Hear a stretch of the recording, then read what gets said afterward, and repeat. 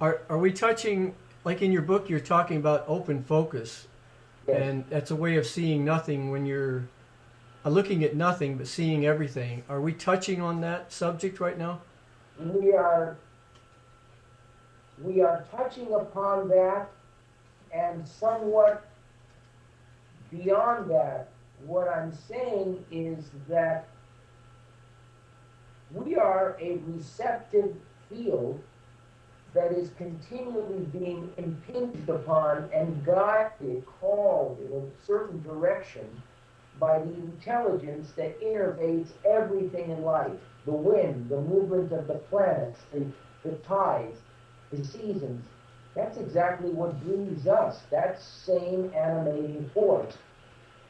When that is the guiding force,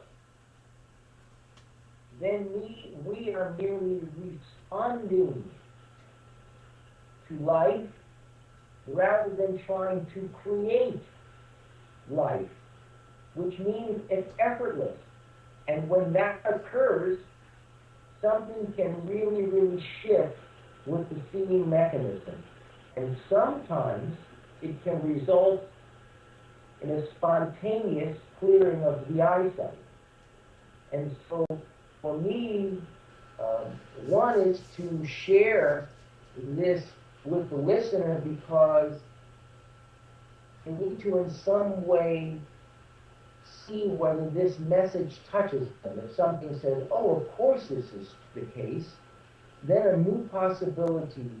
My experience that happened to me 35 years ago, by sharing that experience, I can in some way offer the license to have that experience to others. It's sort of like the first guy that broke the 4-minute mile. Nobody could do it before that. Right. As soon as he broke the 4-minute mile, everyone started breaking the 4-minute mile. As soon as Bob Hayes broke the 100-yard dash record, everyone started. So it isn't that I created something new. I didn't create anything. I'm merely sharing an experience that I'm having, and when you listen to it, if something inside of you says, oh yeah, then you know what I'm talking about, and just that oh yeah creates an epiphany that sometimes can cause your neurology to change quite instantaneously. So that's the first step, and then of course there are tools that allow one to experience that awareness in such a way that it can help the mechanism along. You know what you're talking about reminds me of the stories when the Westerners showed up on the horizon with their big ships. The native people couldn't see those ships because neurologically they weren't wired to see something like that because it wasn't in their experience. But the shamans and the people that were forward thinkers were the ones that could see it first. And Right. by them seeing it first and taking the people down to the shore and pointing it out, they were eventually able to see it too. Yes. Yes. Yes. It's the phenomenon of that believing is seeing. And there's something beyond that, which is seeing from a place that has no beliefs. And then all of a sudden, a world of opportunity or a world of possibility is triggered or catalyzed in an entirely new way.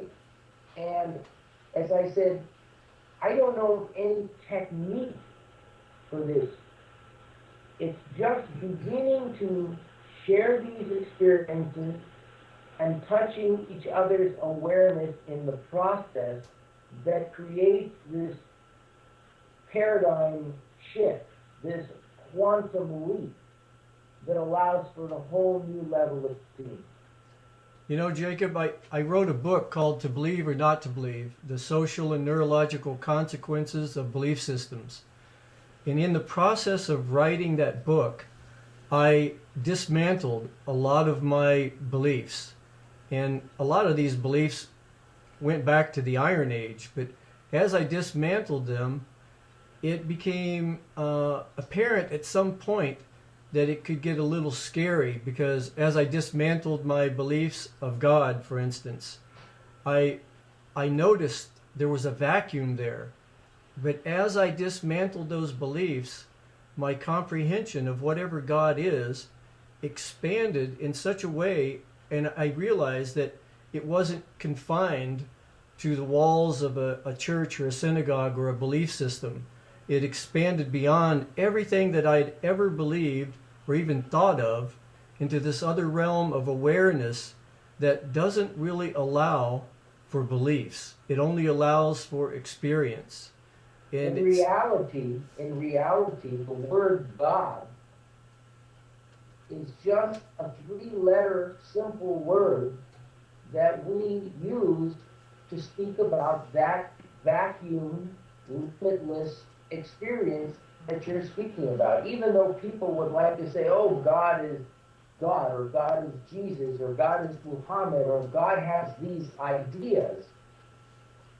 Once you've had, see, belief is virtual, direct experience is absolute.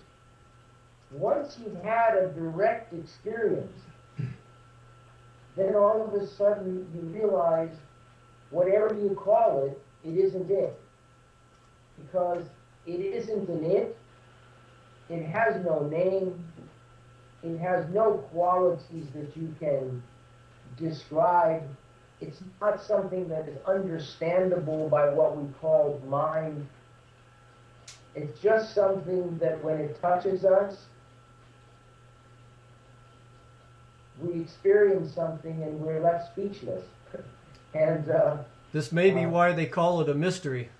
Yes. Yes. So while we're on this subject, you know, it's so easy to look at religions and see that they definitely need to catch up to the 21st century, what we know, at least factually, what we know about science and quantum physics. But it seems that most of our sciences are making an attempt to catch up with quantum physics, like epigenetics, for instance, in biology. But do you feel that ophthalmology is going through this transition also? Probably not. You know, the reality of the situation is that science, by definition, is supposed to continually be looking at the fringe, at the outermost edge. What's interesting is that's real scientific spirit, looking at the unknown to try to gain some understanding of the unknown. Unfortunately, much of science has become scientism, like Catholicism or Judaism. Right. And they have forgotten that their roots are in the mystical realm. The real sciences initially experience the seed that spurs them into a journey through a mystical experience. Something drops in from where we do not know. That starts the process. You could call that inspiration. Inspiration is the initial catalyst that begins the scientific search into the process of perspiration that over time can become transformation. But without that inspiration in the beginning, which is the mystical piece, which is the person experiencing something for which they have no explanation, then if you don't include that, then the science is limited to just another idea, just another religion. And all of these things should be structures without limits. No walls on these particular things. What quantum physicists have come in contact with is that the nature of reality cannot be described, cannot be put into an equation, cannot be understood by the mind, and yet it can be experienced. Yeah, we can't even look at reality without changing it. Precisely. And so, and that's because we look at reality rather than see it. If there is, you see, quantum mechanics talks about the fact that the observer is inseparably involved with what is observed. And that, of course, came from the experiments that looked at light through a device that measured waves versus a device that just measured little points of energy and particles, what we call it. So when you look at light through a particle measuring device, you measure particles. When you look at a light with a device that measures waves, it measures waves. And so it seems like the observer or the perceptual apparatus or lens of the observer is directly related to what is observed. But it's not taken far enough. What if the observer has no point of view? And this is what I'm talking about. What occurs if we are just noticing versus looking for?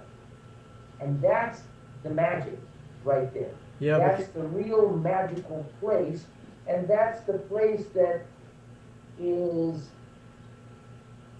difficult for most people to access because they're trying to get there, and the trying literally closes all the gates.